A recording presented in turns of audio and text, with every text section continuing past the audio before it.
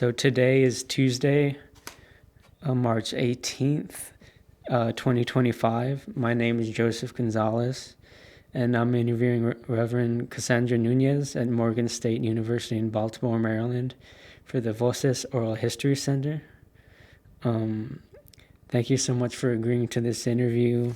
Like he said, this raw and unedited recording of the interview is going to be archived at the Nettie Lee Benson Latin American Collection on the UT campus, where it'll be available for anyone who wishes to access it. If there's something that you don't want to talk about, you don't have to. And also, if there's something you do want to really talk about, please make sure and we can discuss it. Let us know if you need to pause the interview. Today, we're overall going to really talk about your life experiences, your experiences as a DACA recipient, your work as a ministry, your life, your experience in Baltimore, and a little bit about the bridge collapse, too. So, we can go ahead and start. I know you grew up in Mexico. Could you describe sort of where you grew up? Yeah, I grew up in northern Mexico, so it's very much a well-developed city. I lived in pretty much within the city itself, like very close to downtown, so I experienced what it is to live in a big city. Yeah. How long did you live in Mexico? I moved to the United States when I was 9 years old, right a week before my 9th birthday. Yeah. And did you move to Houston straight from Mexico? No, I actually lived in Los Angeles, California, in Inglewood, California, and to be exact, for about a year and a half. My parents tried to make a life there. We came to the United States to meet my paternal grandfather, who had left Mexico to provide for his family. At the time, he was married and had one son, who was my dad, but then never came back. And when my dad was older, he found a way to contact him. That brought us to Los Angeles, and my grandfather was already a United States citizen. So to him, it was going to be very easy to petition for my dad and us, and for us to have status in the United States, but the broken immigration system said otherwise. And things just got a little bit difficult with like family tension. He was remarried and had a whole nother family. And so we stayed in California for a year and a half, try to make it on our own in a city in a country that didn't speak our language and didn't really know like northern East Mexico's culture. And so we ended up moving to Houston, Texas.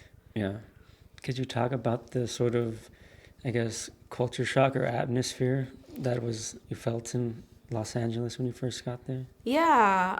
When my father told us, he gathered the family and told everyone, we're going to stay. Literally from that day on, I cried for the entire year.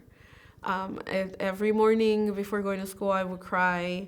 Every Sunday night, I was crying. I didn't want to go to school. By the time there wasn't bilingual education the way there is now in bordering states, we had Latinos and Latinas in the community, in the student body, but not many, teachers that spoke Spanish or even cared to teach or help students who didn't know English.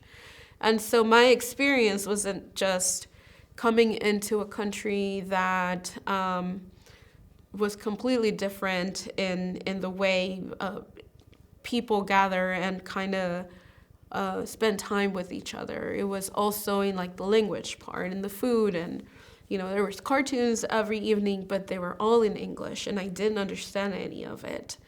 We didn't have toys because they were expensive, and we didn't know about thrift shops yet. at school, there was a little girl who was given the task of translating for me, which is now as an adult is so unfair. It makes me so angry because not only was I not receiving an education or a fair education, but neither was she, because she, nobody was paying her to translate. But she was there and she would try to translate. She would get tired and she would not want to be around me anymore. And so that just made me feel like not only was I not wanted in this country, I wasn't wanted even within like my peers because I didn't speak English. I wasn't able to communicate.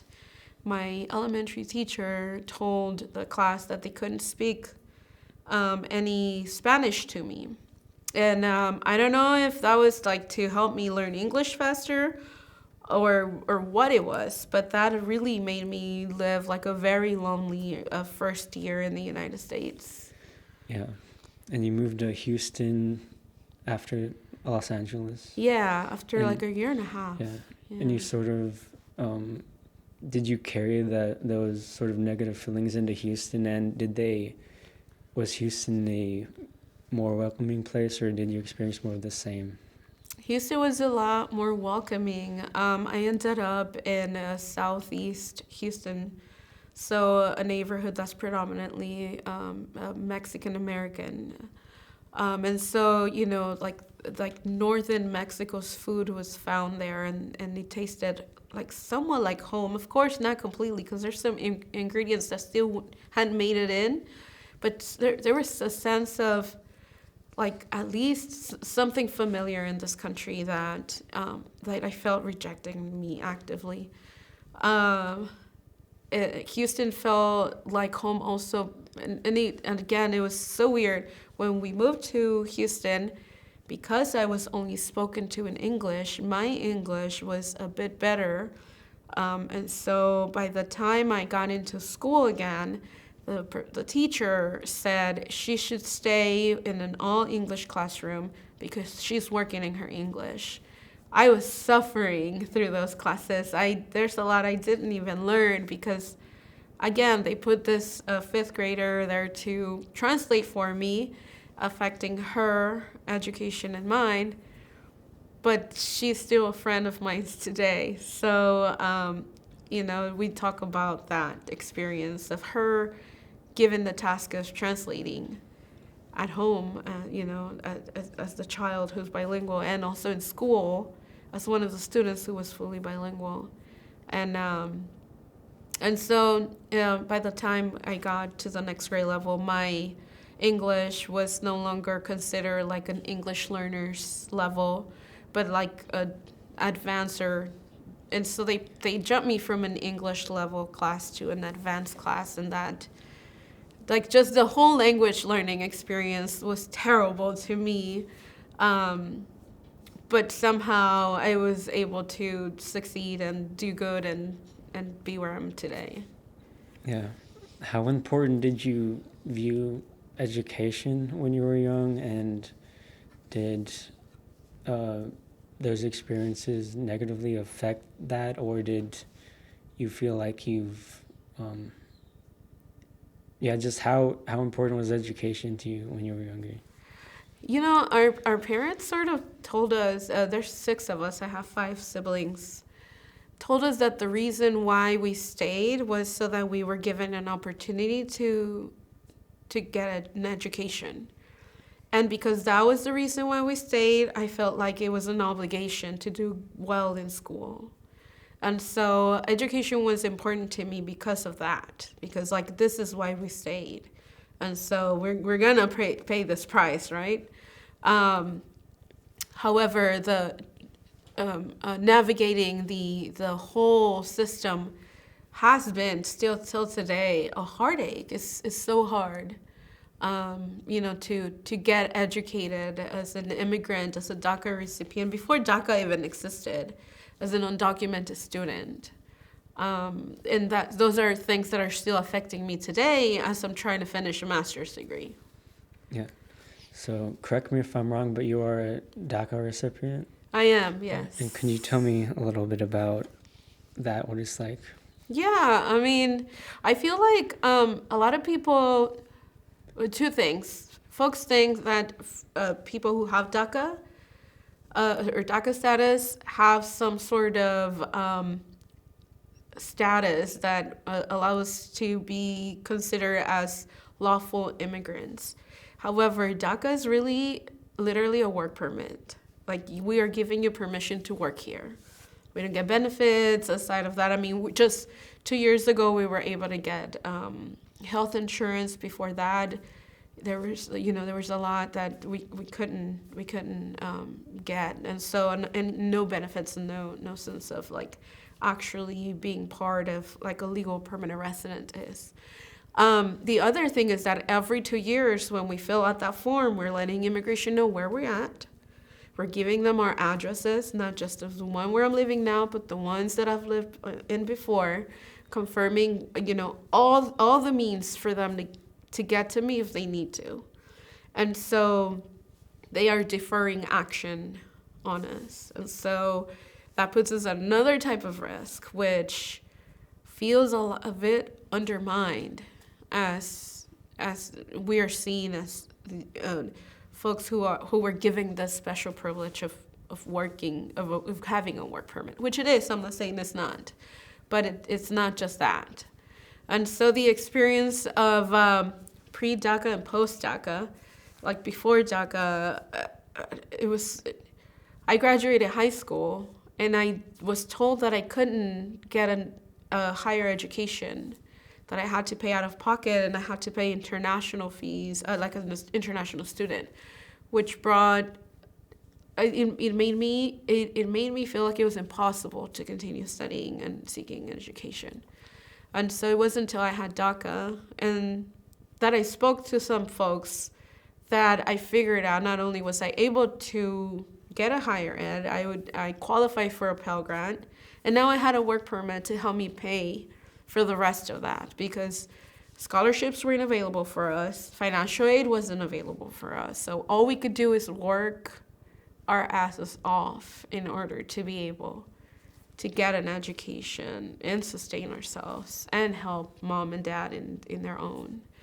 So yeah, I mean, being documented is I feel maybe we're painted as folks who, again, have this privilege of working and we're doing so much for the country, but in reality it's like there's so much risk and there's so many other layers to it that I feel often get undermined.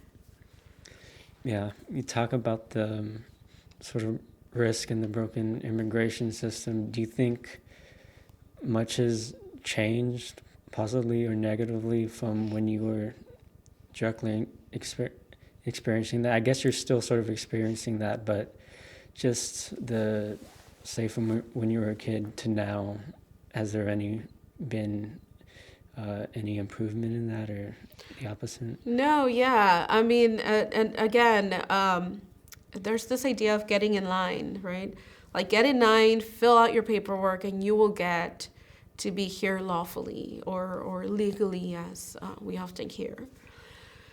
My father was a U.S. citizen before he died from COVID. My mother is a U.S. citizen today. All of my siblings are U.S. citizens. I've applied for DACA. I've applied for U visa because I was the victim of a crime, which allows us to apply for a special type of visa. I have been with my older sister, who was the first one to become a citizen, petition for me. And out of all these petitions out there, none of them have come through. I've been in the United States since 1998, August of 1998. And today, was it March 2025, I'm still undocumented. I have a work permit through DACA, but I'm still undocumented. And so, yeah, the system's so broken. There's so many ways that we can apply.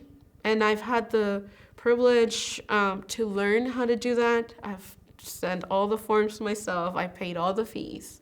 I've gotten in all the lines that I could probably get in.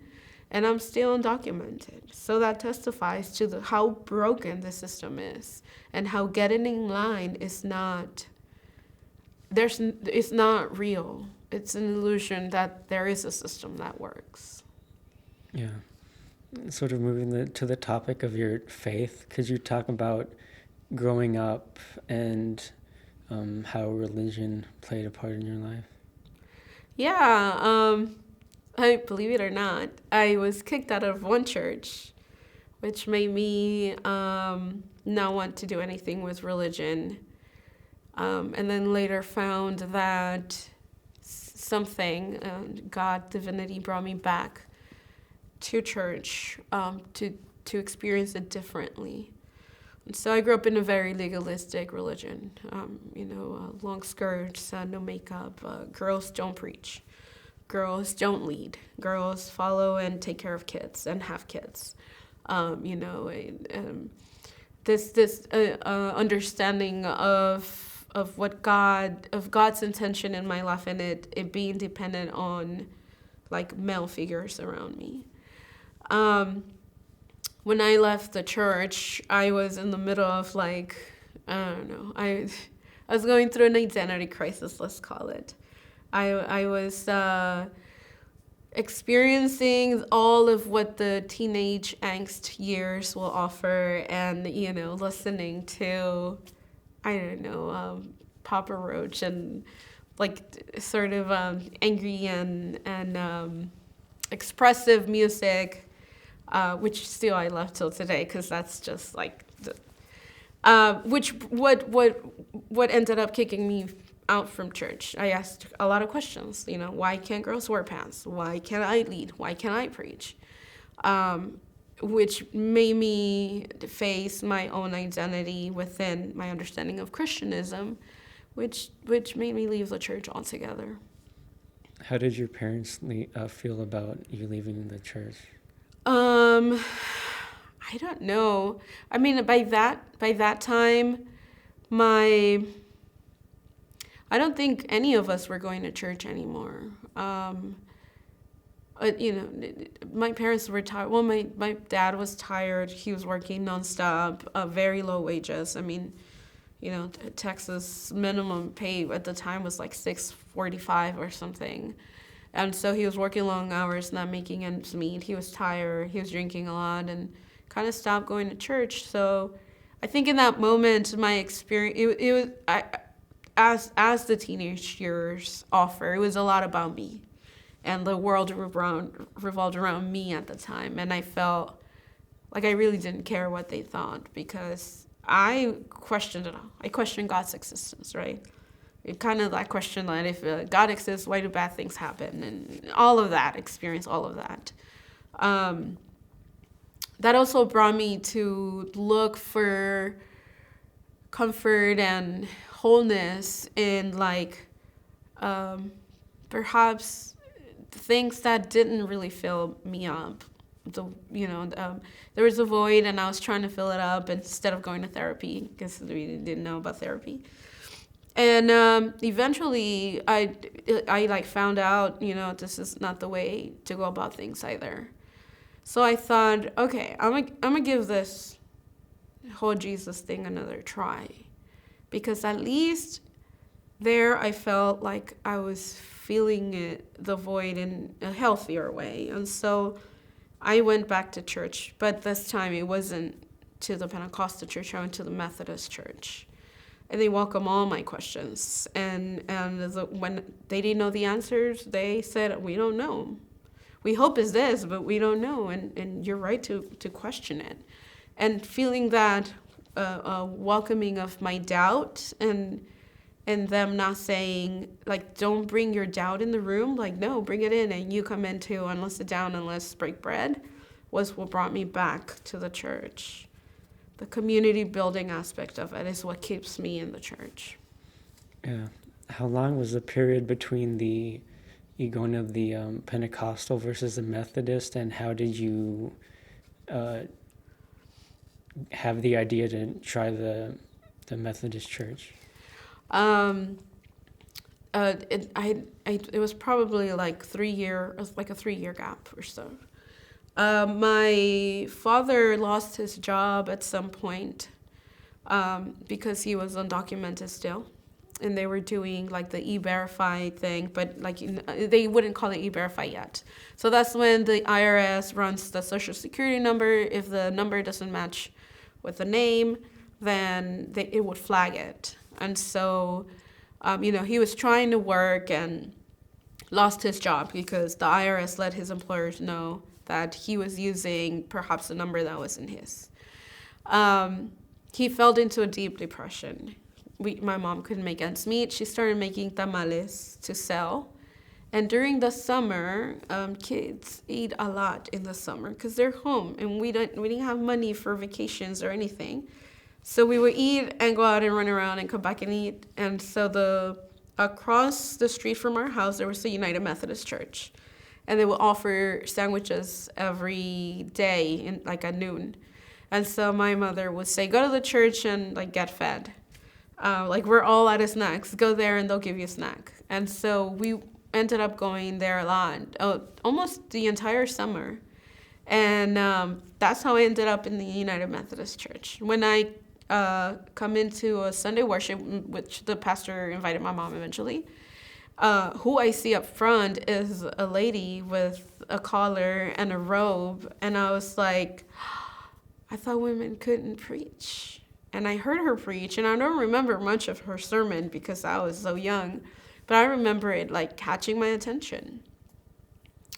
That was what brought me later into another, it was the same building, but another congregation had moved in. But it was still a United Methodist Church. And I decided, okay, I want to explore this here. And again, at the time, the pastors who were in charge, which by then they were male, still welcomed my questions and my doubts. And so that's what brought me to try a United Methodist Church instead of walking into any other random church. Yeah. And talking about your siblings, did they have a similar experience with the church or different? Yeah, I think my oldest two siblings, my oldest sister stayed in that church and just recently decided to stop going to the Pentecostal church. My brother stopped going altogether. He experienced, most of his youth was spent working. So he started working very young. And during that same time where my father lost his job, it was him working nonstop during the summer that helped us keep a home. He and I've told him this many times. I am so grateful for you because it was during that time where you should have been out playing with us and riding your bike and kicking a ball. They were actually out working, trying to bring some type of money into the household. My youngest sisters, one is 4 years younger, the other one's 6 years younger. The 4-year younger one, she was kicked out alongside me and never went back. She just didn't care to try it ever again. They still hold some type of faith. It's just, it looks completely different from what it was going to that church. And the youngest two siblings are just, they're just they didn't grow up in church, so I guess it's not such a big impact now. I mean, they'll still pray and they'll ask me to pray for them, although not too often. I'm still their sister. They don't see me as Pastor Cassie. But yeah, I don't think anyone took it as personal, perhaps, and with the way we experience church. Yeah, they're all pretty supportive of your position and everything. Yeah. They're actually, they'll come up and ask me, "Do you like what you do?" And I'm like, "Yeah, I do." And when they get to see what I do, and it not match what they would imagine because of where the church we grew up attending, it kind of allows them to see that there's some alternative to this legalistic way of spirituality. Yeah. And you mentioned about your brother working a lot. What was the sort of attitude about work and jobs, and how did that sort of affect your family growing up? Yeah, like him needing to go to work, you mean? Yeah. I mean, he was like 14 years old when that happened. That he started working. He lied on his employer's application and said he was older, but he saw the need. And I think it was more so the machismo of like, you're the next man. Like, okay, that man is in the couch drunk, but you're the next one up. So you need to figure it out. Instead of like putting the responsibility in the other adult, who was my mother. Although she responded the way she could, right? She went ahead and made tamales, and she, I don't know how she did it with like 5 children running around at the time. But to him, it was a responsibility. He had to work to help bring money into the house, even though he was just 14 years old. He was a child. Yeah. Yeah. So how long were you in Houston? I lived in Houston, well, since was it 2002, 2021, so almost 20 years. Yeah. And what sort of brought you to Baltimore? I applied for a master's degree program, and I was accepted with a full scholarship, so a full ride. Shout out to Wesley Theological Seminary for that. And so that brought me in. Education is still a big part of me, and I think somehow that little message of like, this is why we're here, this is why we're in the United States, is still in the back of my head. And so I hope to, even get a PhD eventually, or I don't know. I'm always looking for programs to join. Like, they all seem so interesting, and to me, they're part, like, interdisciplinary sort of education. Really makes me want to continue studying. So that's what brought me in, and I was assigned to a church in Southeast Baltimore in Highlandtown, which is predominantly Hispanic Latina, and it has been just so wonderful to be there, these last 3 years. Yeah. Can you sort of talk about going back to your first college experience, what your degree was, and why you wanted to pursue a master's degree? Yeah. My undergraduate was in human development and family studies, so I thought I wanted to be a teacher, but I'm not so good at classroom management. I kind of let things flow, and that doesn't work when you're part of the education system in public education. And so I looked for an alternative, and the alternative that still was within, the understanding of the whole person was human development and family studies. So I did go to the College of Education at the University of Houston. But I started school when I was, higher ed in Houston Community College when I was 22 years old, and didn't graduate till I was 32 years old. So it was a long time trying to finish a bachelor's degree. The bigger reason was I had to fund it myself. So I had to work, I think the hardest time of funding it was that at some point I moved out of my parents, and now I had other bills to pay. And I worked 3 jobs. I was doing immigration legal work as a legal assistant during the day. During the evenings, I would go as a waitress and hostess and cashier at a Greek restaurant, and on the weekends I would go clean restaurants, and that would give me just enough money to pay for 2 college classes, books, needs of education, of getting a higher education, and some money to party because I still wanted like some type of social life. Um, and so it was a hard time to like try to experience it all and be responsible and educate myself and all that.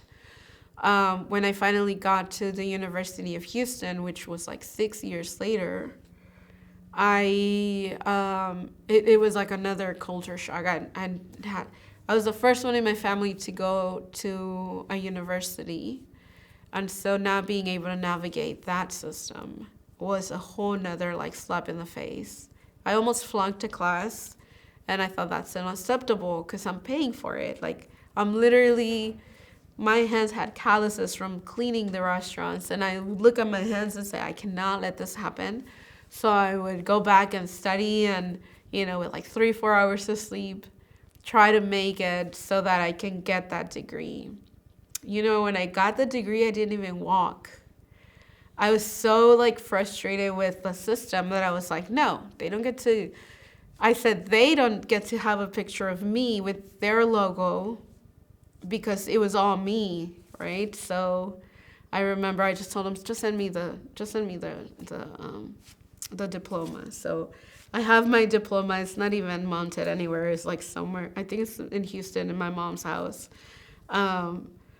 And now getting a master's degree, I'm kind of like, I try to approach it because it's different now, right? So I'm not working 3 jobs. There's still a lot going on because I am serving a community that is in need and in attack with today's political situation. But it's not like me lifting up all this weight in order to be able to meet the financial requirements of the institution. The institution is saying, hey, you keep doing what you're doing, we got you. And so it's like a pleasure to say even, oh, I go to that school, or that seminary is great, or whatever you need, I'm there. I will work myself around to the schedules to be able to be there and speak towards. And so the master's degree has been a different experience. I think I've been able to spend more time actually learning than just trying to jump through the hoops to get the darn degree. Yeah. And what was the main motivator for you through your first sort of long and hard journey to get that? What was your main motivator, do you think? I think it was the boys that told me this is why we came to the United States. So you can have this opportunity. Like, this is why you're here. Like, all that year and a half that you were crying to go back, make that worth something and get this education. And so, I'm not someone who's trying to reach, in the church, in like church language. Like, I'm not trying to get to the Episcopal office. I don't want to be president of anyone. I like being with the community. So my motivation is not like more power or even more money. When they brought me to this new assignment, they asked me, do you have are you asking for a specific a salary? And I said, no, I just want to make enough so that I'm able to do the work that I have to do here. And so I was coming from Houston. It was a whole different economic deal. Like, getting readjusted here, like on paper, it looks like a lot of zeros and a lot of money coming in, but the gas is so expensive and the eggs are so expensive, and so budgeting it all was something else. And so all I wanted, and I think part of my motivation is like, I just want to make this worth something, right? And I know that I say it a lot. I wonder if I will ever feel like it's been fulfilled, right? Like, that thing, the reason why we stayed was getting an education, and I've gotten it, then I can let that go, and I could just not be a student anymore and just, I don't know, go to a beach somewhere, go to Puerto Rico. And can you talk about the transition between Houston and Baltimore, what that was like? Yeah, that's a whole nother culture, a shock. One thing, undocumented immigrants want to be uprooted and moved around. And so when I was faced with the decision, or we, because it wasn't just me, my husband and kids were already in the mix, looked at the possibility of moving, I remember thinking, I don't want to move. Like, why would I leave what I know and like my little nest? And then I kind of checked myself, and I think it was coming from a place of fear of like, I've been uprooted once and it was terrible. Like, I had to leave where we were. We had to stay, but this time I get to choose. So my immediate rejection of like not wanting to move was put aside, and I actually put the things in perspective and say, I get to choose. Do I want to stay, or do I want to go into something else, right? And so finally choosing leaving and coming here, there is no northern Mexico culture here. So I had to face, not eating my favorite foods anymore. And when I go back to Houston during the summer, I'm like, I want this and I want that and I want to go here and I want to go there. Things that I don't find here. However, community-wise, I found such a knit, tight community in Baltimore that I had never experienced in Houston.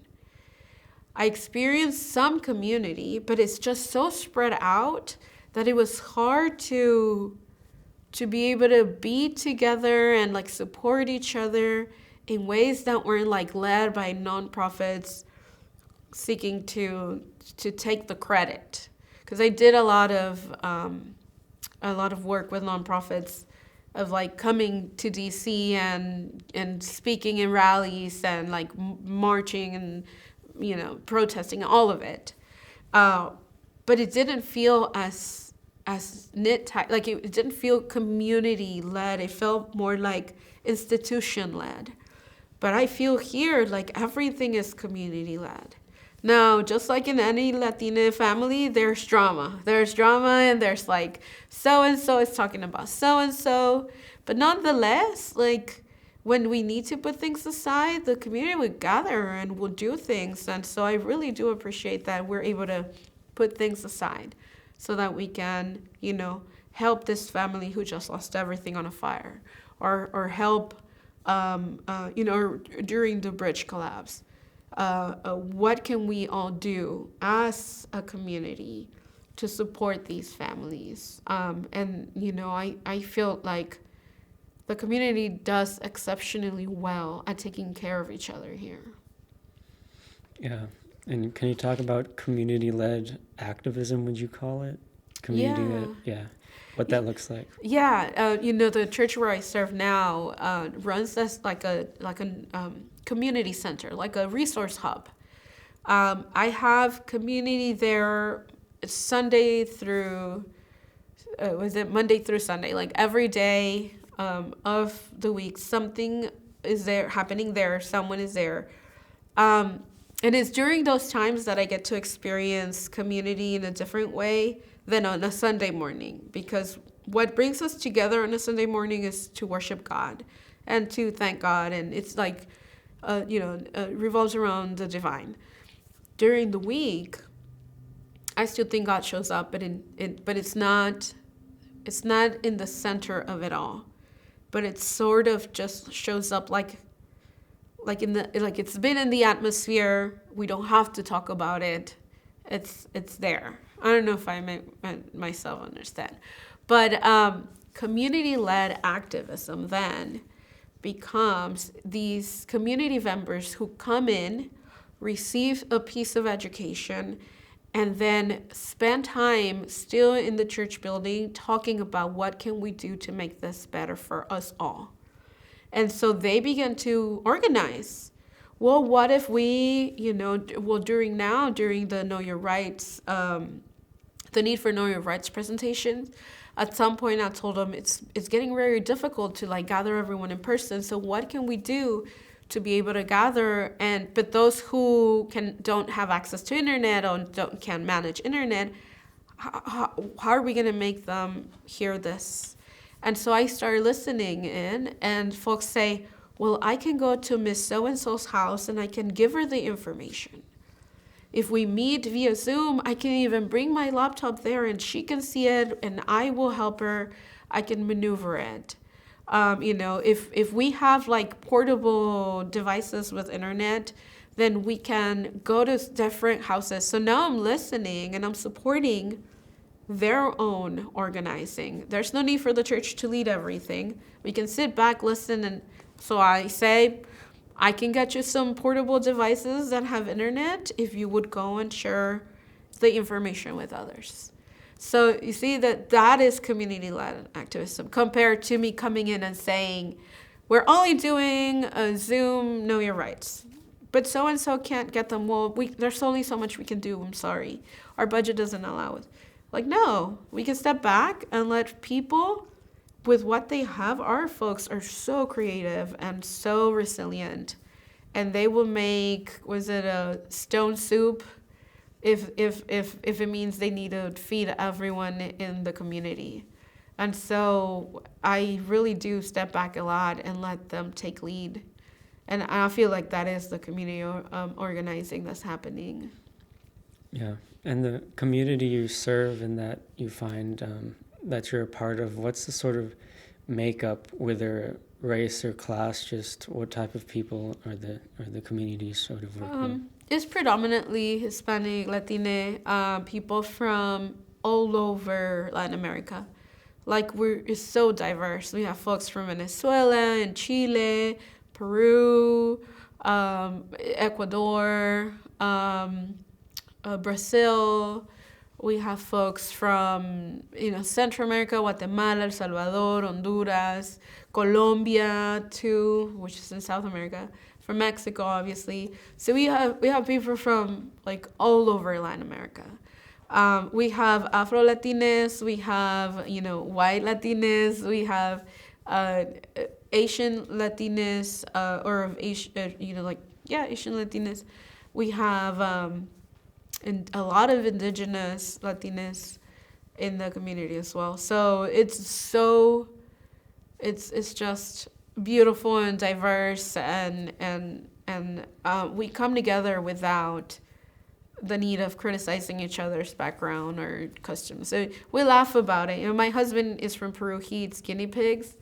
And we have a friend or one of the community members, because we're all friends, so a community member who has a guinea pig. She's from Chile. Her family's from Chile. So we went to have dinner with them.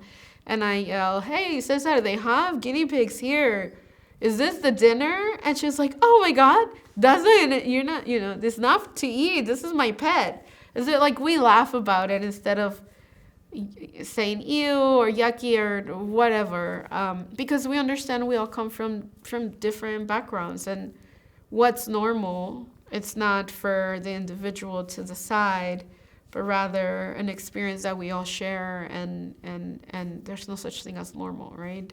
It's just, this is me and my background, and you share yours, and that's it. Yeah. So how would you characterize the Latina community in Baltimore, do you think?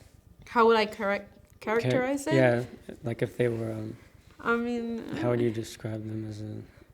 they're unique, they're loving, they're embracing, there's chisme and cafecito every morning in all different types of ways.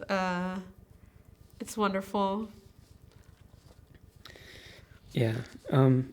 I guess moving to your current job, I don't know if we've mentioned sort of how you got to your specific church. So could you talk about starting that? Yeah.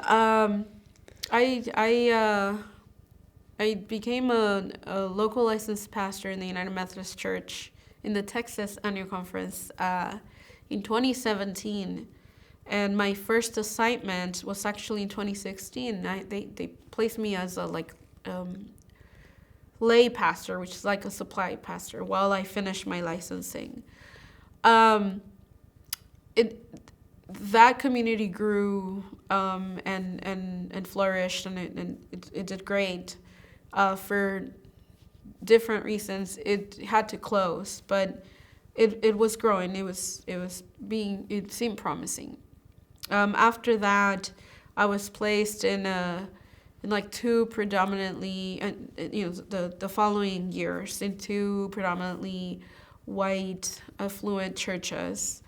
And so a lot of my time there was spent sort of giving them this message of unity, but and support, but not in the sense of like giving away, right? So just because you have extra money and sign a check and give it to this community in need means that you're engaged with them. What does it mean? So bringing them out and bringing them to neighborhoods and a lot of that work was done also with Project Curate, which is still a nonprofit in Houston that does this work of like bridge building. I think Reverend Matthew Russell calls it the improbable friendships that are formed through this program. And so these experiences sort of helped me be really good at church planting and restarting. And so when they told me that I had an opportunity to come and study at Wesley Theological Seminary, that I was giving the full ride, I told them, oh yeah, but I'm pregnant and I need health insurance and I need to keep a job. And they were like, okay, well, we're gonna place your name in like the pool of potential, pastors who can serve here. And I got a call from two different churches. One said, or two different conferences. One said, we can give you a part-time, but we don't have any insurance, like any benefits. And the other one said, I can give you 3/4 of a time, but I don't have the benefits packet. This was in 2020, and I said, I'm sorry, I can't take either one. And they were like, okay. I texted somebody and eventually got word back that I could look for a job within the United Methodist Church too, but it probably wouldn't be as a pastor. Well, I got a call back from one of the two churches, again, the one that offered 3/4 of a time, and said, give me some time and I'll see if we can figure something out to get you benefits. And I was like, okay. She called me in January of 2021 and offered, placed the offer. And I was like, okay, I guess we're moving. And so that's how it happened. In the United Methodist Church, the bishops decides where you go next. And they take your whole life in consideration. So they wouldn't take me to like Kansas and leave my husband in Baltimore. But the bishops approved, the appointment. The district superintendents give the suggestion. The bishop approves it, and so I was appointed here. Two bishops appoint my new ministry setting, and that's the one in Texas, because I belong to Texas still, and I'm on loan to the Baltimore Washington conference. So it was like I really didn't think it was gonna happen. When they say we don't have any benefits, I was like, okay. But they called me back and said, we really want you here. We see your potential. We really want you here. Yeah. And you say you still belong to the Texas church. Could you sort of explain what that means? Well, in my process of ordination, once I finish my master's degree, I go back and present a series of steps. I have to do a psychological evaluation. I have to write papers and do interviews, and then finally get a full ordination. Because I came out of the Texas Annual Conference, I get to do all of that back home. So my time in Baltimore is not a forever thing, although it could turn, if I tell them I really feel like I should stay, God is opening doors in different ways here, would you consider it? The bishop will say yes, okay, fine. And the other ones say, of course, we'll take you in. But so far, it's most likely that I will be fully ordained in Houston. Yeah.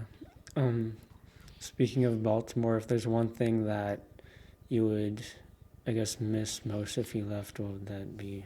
Oh my God, the community. I was homesick, like you have no idea. When I was here the first year, everything is so different in like the structure of the city. There's a stop sign every 500 feet, and that drives me crazy. And traffic lights aren't synchronized here, which also drives me crazy. There's only like 3 freeways here, which also drives me crazy. And speed limit is 55 here, which really drives me crazy.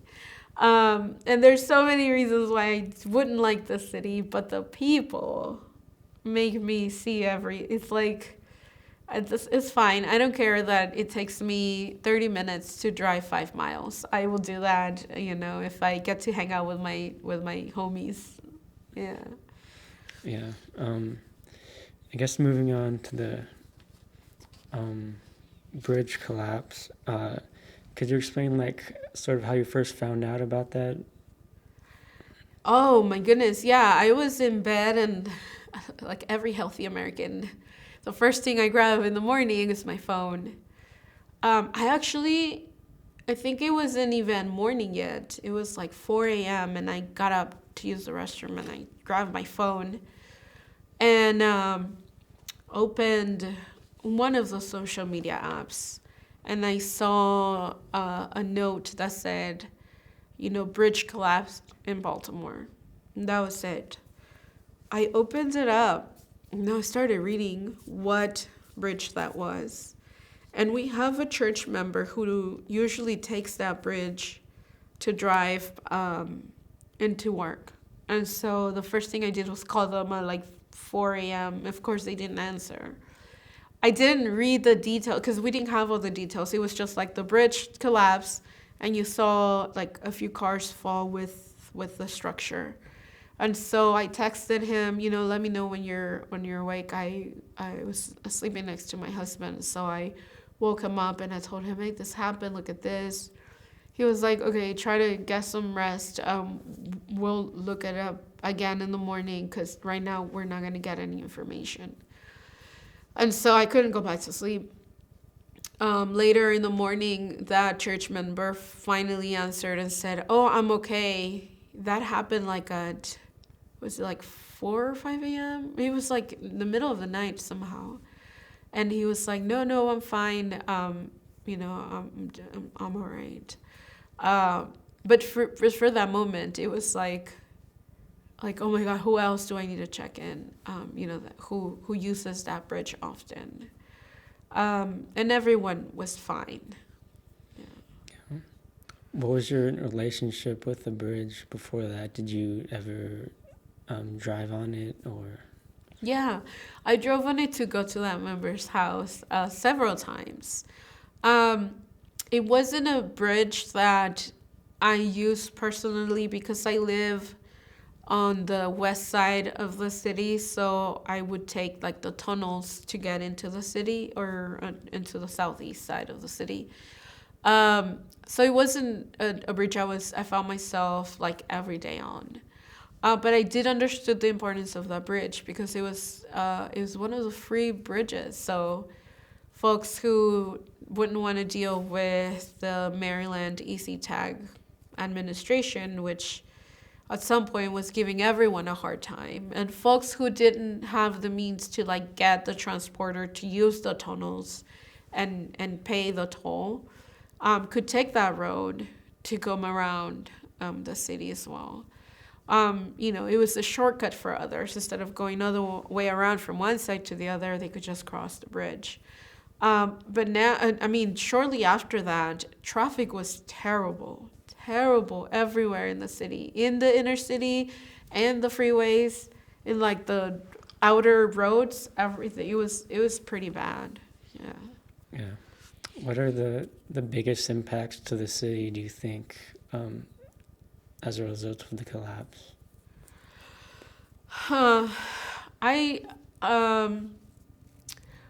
I feel like I think the transportation part was significant, but the human loss, the the is it la pérdida de vida humana, the loss of human life, was, I think, what hurt the most, because again, we're a tight community.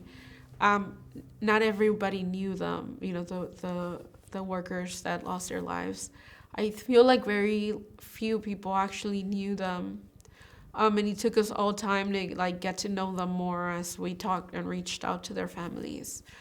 But for that moment, you saw yourself there. Like, that could have been my brother, that could have been my uncle, that could have been my husband, that could have been any of my male family members who wake up every morning and are out in construction sites and are out working. That could be any of us. And I think that within the Latina community was very impactful. I mean, people were crying and they didn't even know them, but the thought of it being one of our closer ones was enough reason, or even to see their faces and see them, that's us, right? Be so heartbreaking. Yeah, and you mentioned you reached out to the families of the victims. Yeah, I personally never talked to them. I think there was the news media could be a very vulture-y when it comes to things like this. Everybody wants to get the first note. And so the families weren't responding to a lot of requests. However, again, the church doesn't need to be leading. There's other people. So before I got to Baltimore and before the church became what it is today, there were already members of the community who were in leadership, in places of leadership, like just people who had done so much within the community that were looked up after, that were the ones contacting the families. And so what I would do is contact them, not the families, because I felt like they didn't need one more person asking them questions. If we can get what they needed from these leaders, then that was enough for me to do what I had to do. If they needed, I don't know, food, get some food and give it to the leader to give it to the family. And that's the way I approached it myself. And that's the way I approach most, because right before that, there were 2 fires that happened. So it felt like one devastating news after another. So it was a lot. It felt like loss, like deep loss within the community, like 2 reoccurring, right? So it even felt a little bit like, oh my God, when is this going to end? And so that's the way I myself approached to any of them, whether it was the fires or whether it was the families who needed the help, who lost, their loved ones in the bridge collapse. I didn't feel like I needed to, to have the credit for reaching to them and being like the pastor with them. I was okay with just supporting them, even if it was through someone they already trusted. Yeah. And what do you think is really the best way to serve people who are going through, such a loss like this? Yeah. I think, the type of ministry the way that I serve as a pastor is that I see the whole person. So I want to make sure that you're sleeping well, that you're drinking water, that you have what you need, that you have light at home, that you have food in your fridge, that you have a roof over your head. I want to make sure that all of this is taken care of before I'm even like, well, here's Jesus, right? Because much like learning, you can only do so much if your immediate needs aren't met. And that's the same way I approach it. So I feel like I can best serve them in a holistic way. I want to know that they're doing well. I don't insist on details and things that they're not ready to share. And I understand my limitations. I am not a psychologist. I'm not a doctor. I'm not a lawyer. I am not, fill in the blank. So what I can do is pray for them, be with them, and connect them to those resources and those people and professionals. You mentioned sort of the media can be vultures a bit. Did you consume any of the mass media around this at the time? And what do you think they sort of, do you think they got sort of anything wrong narrative wise about this? I didn't look too much into the media coverage of this. Um, yeah, and also because a lot of, at some point there was talk about like who was keeping the donations, because there was a nonprofit that started a fundraiser for the families, and so that's the link that I use to like tell people that if you want to donate there. They eventually turned it over to the city because it got so big, and so I was glad to see that kind of the all donations were there, and then they went to the city. But once it reached the city, there was a lot of talk about, oh, are they gonna get all the money, or what, or even like, oh, well, now they have so much money, like putting aside the fact that no amount of money is enough to replace a loved one present with you. So I felt like media can often feed that into folks, right? The moment they stop talking about the stories of those who passed and start talking about like demands and money, and then folks start diverting the human law sentiment and start looking into the viciousness of the money involved. And so within the block, though, there was at some point news van driving around Highlandtown, because there was reports that some of the folks who passed away were part of Highlandtown. And so they ended up at the church, and they asked me if they could do an interview, and I was like, yeah, sure. Somebody else was there. They interviewed them. They set up up in the church and everything.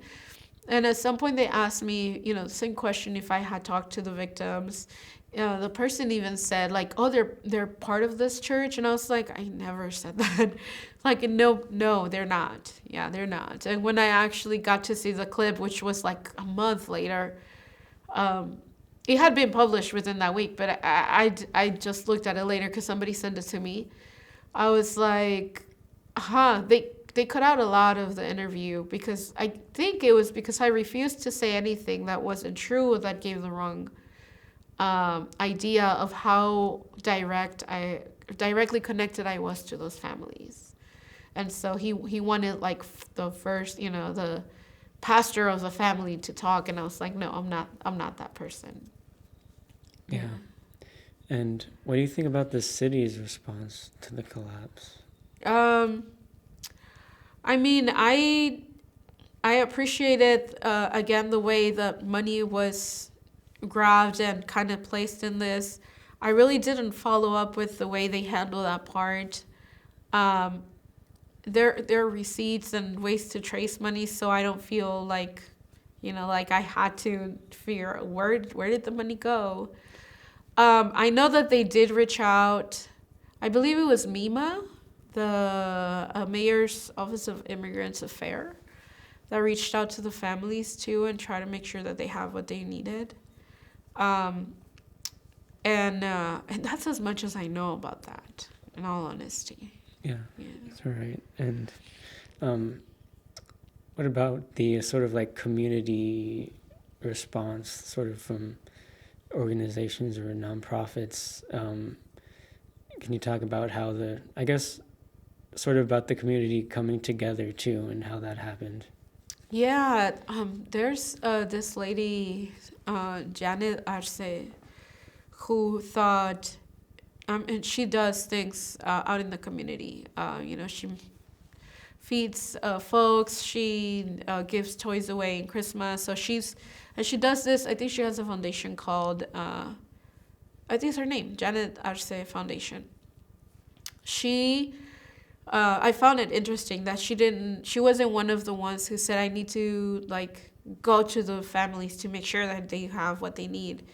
And I'm guessing that came from a place of, I know that there are so many other people doing that. So what she did was she started organizing folks to bring food to the folks, the first responders and folks out in the search parties, like looking for the bodies. And so she would show up there and give everyone food, and she would take pictures of receipts, and she would take pictures of them eating and put it up on Facebook to make sure that that was clear, that she used the money and the resources that she got to. I felt like her job in doing that could have helped a whole lot in them keeping, keep looking, and because there was somebody watching them, there was somebody there, and even offering food to them. Latino Justice Circle, was it Latino Racial Justice Circle, I think they're called, also were the ones that started the fundraising. And the sentiment around the fundraising, I think the entire, everyone gave to that. I heard folks who said, I can only give $10, but I'm going to give it because that's how much this means to me. And I felt like the community really came together for that. And this is a community who does not have extra resources, who a lot of them are struggling by. A lot of them had just arrived to the United States. It was during the time where we had, I think, Texas bus people into the DMV or DC, and others organizing to bring them in further in and settle them down. So there were a lot of people who had just arrived and didn't have much, didn't have steady jobs, but still felt like it was meaningful to give. And I felt like, man, community comes together when we most need it. Yeah. Sort of moving to a more general topic about immigration, do you think the sort of national negative stereotypes about immigrants, have you seen that affect people in Baltimore at all? Yeah, unfortunately, I feel like sometimes the community drinks the Kool-Aid too. And so there's finger pointing created by this. We were fine until the Venezuelans came in, and we were fine until the Ecuadorians started to come in. We were fine until fill in the blank. So it's taking a lot of, I think for me as a leader to kind of say it back to them in a way that it will allow them to think about what they're saying. The reality is that we were never fine, that the government has found ways to marginalize us deeper every year. And this year, and I think these next 4 years, are going to be brutal for the community.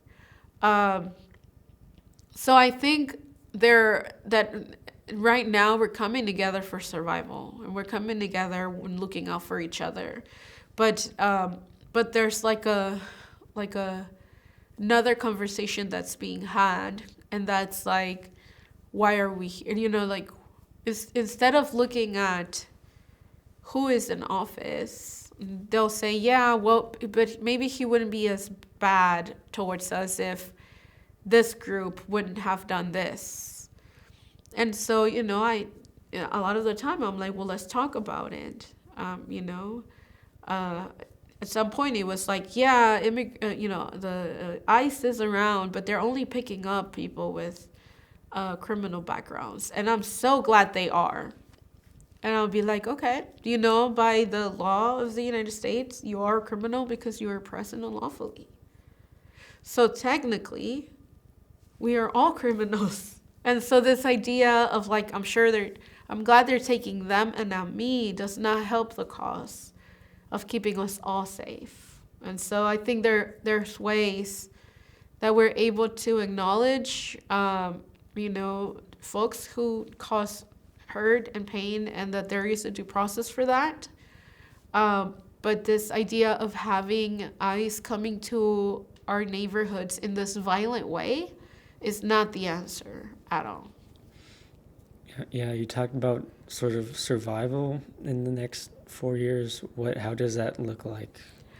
It's so uncertain. I mean, my biggest worry right now is this alien registration list that they're about to build, we don't know what they're going to do with that. As a church leader who has been told that we no longer have a consideration of keeping our places as sanctuary, as places where ICE doesn't get to come and interrupt violently, I think about what is my task in all of this and how can I help keep folks within the building safe. It's scary. I don't have the answer to this. I am walking on a minefield, and I feel like I'm not an attorney. So folks come to me saying, well, what if I do this or what if I do that? What if I marry a friend? It's like, I can't. I'm not an attorney. I can't tell you to do anything. But what I can do is try to keep you safe when you're in the church building. And I will try to do that for you. Yeah. Do you see Baltimore as a safer city for immigrants than most in America? Yeah. Well, I don't know most cities, but my experience in Texas and then my experience here, I think coming from Texas and in Houston is rather blue, right? Progressive and supports immigrants. I will still say that the work that the mayor has done here and MEMA towards the protection and advancement of the immigrant families has been outstanding.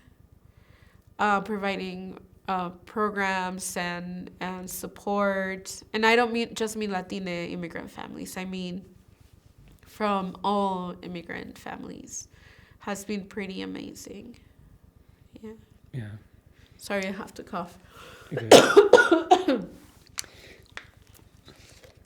How does do you think the teachings of your faith lend itself to being sort of selfless in your journey to sort of help people? Oh my goodness. At the heart, and I think this is what drew me also to the United Methodist Church. At the heart of the United Methodist Church, there's a call to action. There's an idea of working towards something called Christian perfection, but this is not like becoming holy and not cussing, right? Because we all say fuck every now and again. However, it is the understanding that to be more like Christ means to be more selfless. So very Buddhist, and to work towards justice. And I'm gonna get a little pastory here because I am a pastor after all, not a theologian. But it's the idea that what Jesus did when Jesus walked in earth was not come to die for us, but to come and challenge a system that ended him up on a cross, because that was a very embarrassing death, a death that would be given to the worst. The worst of criminals was the death on a cross. And so, looking at this from that perspective, everything that I am and do and the way I live makes me question, how am I challenging the system today? And what if it takes me to a cross? But then there's the side of resurrection and new life, right? Because it doesn't end in a cross. Jesus comes back in 3 days and then is ascended into God the Father, or God the Parent. And so that challenges me every day, right? So the healings that we see, even when he turned water into wine, they're all acts of justice and restoration in a society that was taught to put each other at stake in order to get more power or more wealth or more whatever. That's how my faith informs and nurtures me during times like this, where I'm like, nope, I'm doing what I have to. Even when it's scary, even when it's like, if ICE knocks on and on the church doors, I'm the one who's gonna answer. And I'm undocumented, right? I have a work permit. Yes, DACA, I have a work permit. I'm undocumented. But that's the way I'm choosing to challenge the system. And, there will be a day of resurrection. I don't know. Yeah. Do you have a few sort of examples of when your faith sort of helped you the most during hard times? Yeah. I mean, so just like walking in this life, Jesus had 12 homies he invited to walk around with, right? And I don't imagine Jesus as this constant teaching person who's like telling people how to live and what to do and what to wear and what not to wear and what to drink and what not to drink and how to enjoy themselves and how not to enjoy themselves, but rather experiencing life alongside these 12 dudes and many women who aren't mentioned. And I feel like that caused me into living a life accompanied by others. And so this mutual well-being. So the moment that I am not in a community, I feel the most vulnerable. I feel like nobody's got my back. And I feel like I am not participating in the well-being of somebody else. And that informs my way of life a whole lot. So I couldn't imagine myself outside of a community. It could be out of church. I can definitely imagine myself out of church, but now outside of a community. And I feel like I follow Jesus' example in that. The bridge collapse. That tells me I need to seek the well-being of that family and those families who lost their loved ones. And that informs me that my purpose is not to be the first one to talk to them so that I can have the, first story to share, but that whatever way I can see them be well, I will do, even if it means I don't ever talk to them, but that my help does end up with them. That's one example. Yeah. And yeah, is there just anything else that you'd like to add about any of the things that we've talked about today? No. Thank you. This is fun. Well, yeah. Thank you so much for doing this interview. You gave really good, thoughtful responses, and that concludes the interview. Thank you. Thank you.